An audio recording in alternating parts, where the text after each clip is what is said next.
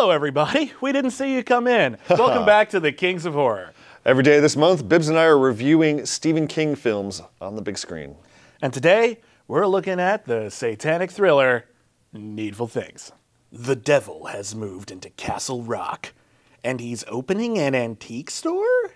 Max von Sydow plays an evil demon who offers the residents of Castle Rock whatever they desire, and all he asks in return are little favors that begin to turn the townsfolk against each other, leading to madness, homicide, and a full-scale riot. Uh-oh. I have an enormous soft spot for Needful Things. This is actually my favorite on-screen depiction of Satan or the devil. I think it tells a really wonderful story about how normal people go from temptation to madness and then the world just succumbs to utter chaos.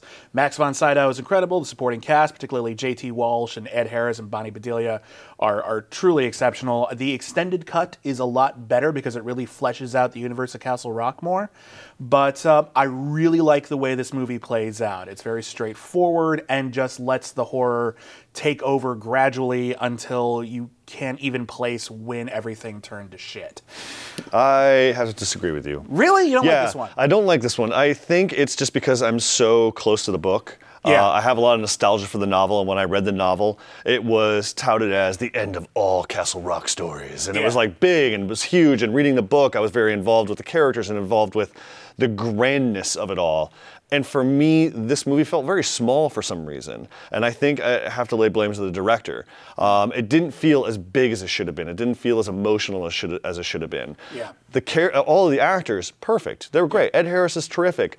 This is really J.T. Walsh's movie for me. I mean, he steals it. He's fantastic. Yeah, rest in peace, J.T. Yeah, I missed him so much while I was watching this again. Yeah, seriously. I mean, like this is his movie. His nutso is truly insane and is unparalleled. Yeah. Max is terrific, obviously. Yeah. But it just felt like, and maybe it's just because I revisited the theatrical cut instead of the extended cut. The extended cut is a lot better. It really does feel bigger and more important and more in-depth. Yeah, there's just something about the film itself. It loses the sense of madness, even though it's all there. Yeah. It's all on screen. And again, this is also one of those Stephen King movies where everybody just plays it too big sometimes. Yeah, I see where you're coming from. Yeah, so they play it a little bit too big. It's like they commit themselves to this material. They really do. Everybody does, but it doesn't. It all feels false to me. You know, I'm coming at this from a different place because I saw the movie before I read the book. So as someone who isn't coming into it with any expectations, maybe that allowed it to wash over me, and I wasn't making too many comparisons. I really caught the sense of sort of apocalyptic madness as it took over the town, and I was really affected by all of these characters. And yes, they're broad, but I think that's kind of the point. This feels like a parable in a lot of ways. This feels like Stephen King's Bible story, and I really admire that about it. And I think that's why it feels so effective to me as a story about the devil. And it's hard to make a story about the devil, especially when he's a character. When he's a character, it tends to be a joke. You know, you get bedazzled or something, and those are wonderful, but like to make the devil scary. Bedazzled is great.